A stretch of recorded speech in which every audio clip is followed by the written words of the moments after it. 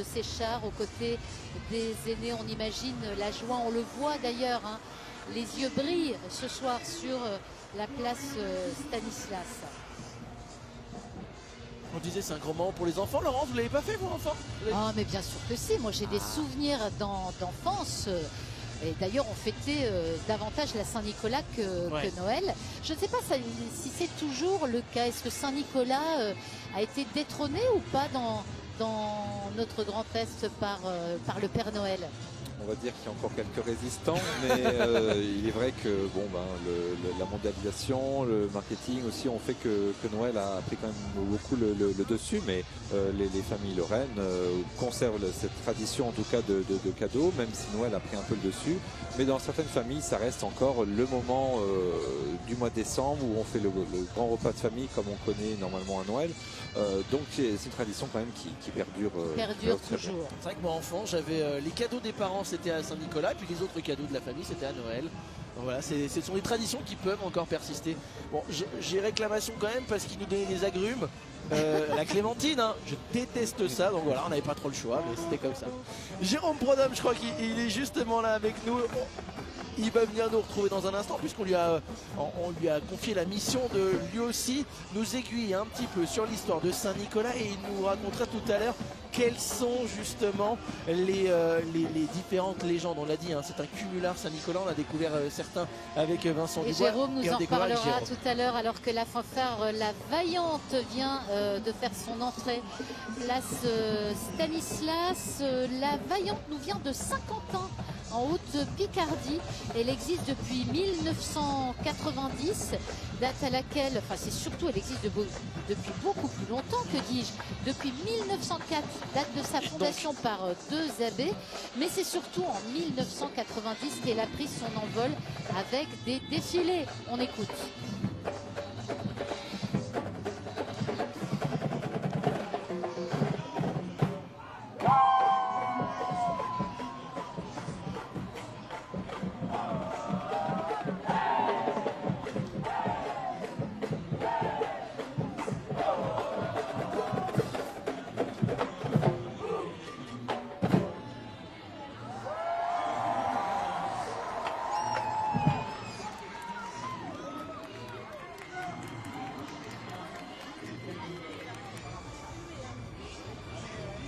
Aussi fort que Beyoncé, hein. Ils font la musique et ils dansent en même temps. C'est un autre genre quand même, hein.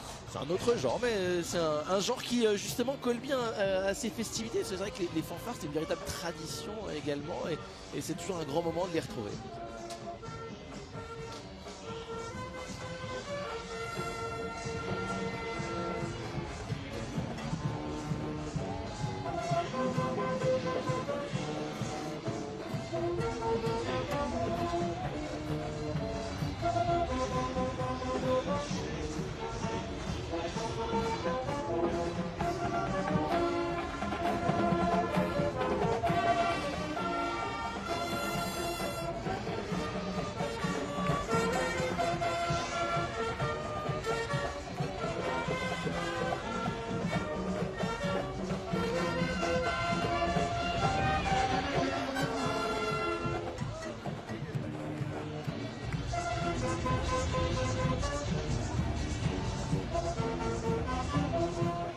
Alors on va retrouver Jérôme Prodhomme.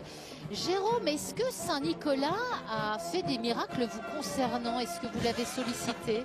Alors écoutez, pour les cheveux, non. Pourquoi on a tous pensé à ça? La chanson non plus, non, il a rien fait. Si, Saint-Nicolas, il a toujours un petit truc, il suffit de savoir lui demander. Moi par exemple, je vais vous dire, je vais à chaque fois que je fais la Lorraine est formidable, c'est une manifestation que j'organise tous les ans. Tous les ans, je vais à Saint-Nicolas-de-Port le voir pour avoir beau temps. Et ça marche une année sur 10. Ça ne marche pas une année sur 10. Il pleut généralement la nuit. Donc voilà. La nuit entre les deux. Oui. On a eu de grands miracles. Par exemple, le sire de Rechicourt. Oui. Là, c'est une histoire assez incroyable. Oh ben non, mais il est capable de choses incroyables, Saint-Nicolas. Vous savez qu'il est saint patron des prisonniers. Oui. Donc le sire de Rechicourt, c'est un Lorrain qui va aux croisades. Il est prisonnier des Turcs et le 6 décembre 1240, il a pas le moral, il est dans sa prison, il prie Saint-Nicolas, ce serait bien de m'aider, etc. Et il se retrouve, véridique, hein, télétransporté devant l'église de Saint-Nicolas-de-Port sans chaîne aux pieds. C'est le point de départ, cette histoire dingue hein, quand même du sire de Rechicourt, de la fameuse procession de Saint-Nicolas, la 776e qui a lieu le samedi soir de la Saint-Nicolas dans la basilique de Saint-Nicolas-de-Port, qui est le bâtiment qui a succédé à l'église qu'a connue le sire de Rechicourt. C'était l'église du Moyen-Âge, c'est celle qui a vu notamment passer Jeanne d'Arc par exemple. On l'oublie souvent, mais elle est allée à Saint-Nicolas-de-Port, se confier à Saint-Nicolas, patron des voyageurs, avant d'aller à Chinon, et vous connaissez la suite.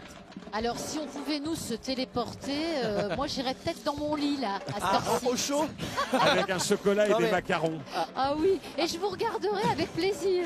Avec Jérôme, on ira nous aussi prier Saint-Nicolas pour les cheveux l'année prochaine. Je viendrai avec vous. Bah ça marche pas, je te dis. Il faut s'y prendre tôt, il paraît.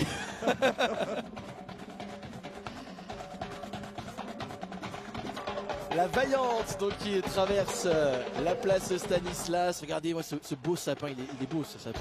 Un sapin beau qui nous sapin vient vosgien. des Vosges. Vous savez qu'il mesure plus de 8 mètres, qu'il pèse dans les 4 tonnes 8. Ouais, c'est un très C'est très à beau chaque sapin. fois un événement également lorsque le sapin vient investir la place Stanislas. Ça marque en quelque sorte C'est le début du le festival. coup d'envoi des festivités de la Saint-Nicolas qui vont se poursuivre jusqu'au 3 janvier ici à Nancy avec une foultitude de choses à déguster, à découvrir. Ah oui, à déguster sur ces 7 villages de Saint-Nicolas hein, qui vous attendent un petit peu partout dans la ville. On a pu voir la grande roue derrière les chars qui arrivent, qui est sur la place Carrière, et c'est un des grands moments de ces festivités. Alors qu'on aperçoit Voilà. le char de Dommartemont, son nom Bulle de lumière. Dommartemont qui était l'ancien domaine des comtes de Vaudémont qui furent des vassaux des ducs de Lorraine. Dommartemont qui était également un ancien village de vignerons avant que Dommartemont ne s'urbanise dans les années 45 après-guerre. Magnifique char tout en lumière qui fait son entrée place Stanislas. Donc on le disait tout à l'heure.